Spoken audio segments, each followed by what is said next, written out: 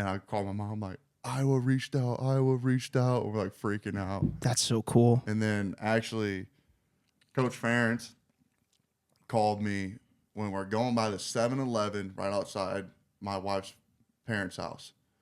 Called me. I don't know what we were doing. I think we went on a hike or something.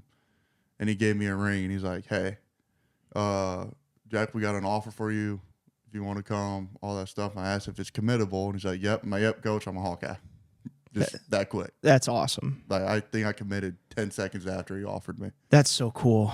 Yeah. So KF really was the one that gave you the offer on the spot? Yeah, I think that, I don't know how they do it at Iowa, because that's the only offer, I didn't get recruited out of high school and all that stuff, but I would assume it's an old school program. Yeah.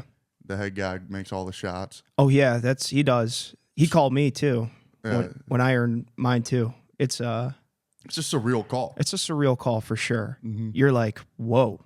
Now, mine was obviously later in the game, but it's still a surreal freaking call. You're like, holy shit, this is really cool. Yeah, you earned yours, though. Yeah, but no, I know. I'm happy. It's kind of like it's reminding me of how it went down for me, too, with KF, like saying how he called you and he gave you that surreal call, because that's what he did to me, too. Because I had just finished.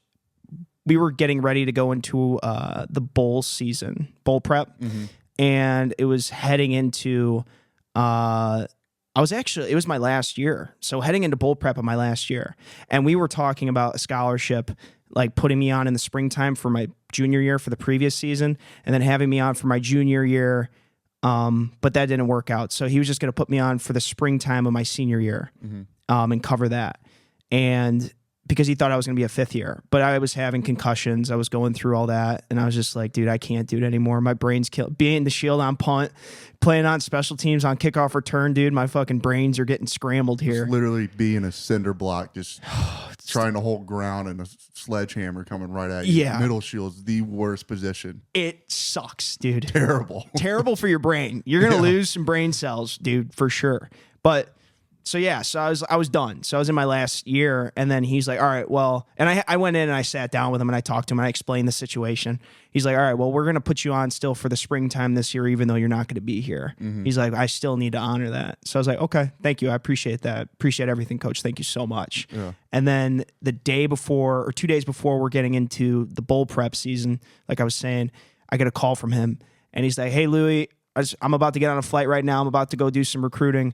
But I just want to let you know that, we're putting you on for the full year for scholarship. So your whole year this year, you're on scholarship. We're putting you on for your whole last year. And I'm like, thank you so much, coach. That's I'm awesome. So pumped on it. And it was such a cool thing that he didn't have to do that, you know, and I was just blown away. So then I called my dad and then he's like, dude, I'm about to fall out of my car right now. I'm so fucking, this is fucking nuts. And so he... Yeah, my dad was pumped, and KF, it was such a cool thing.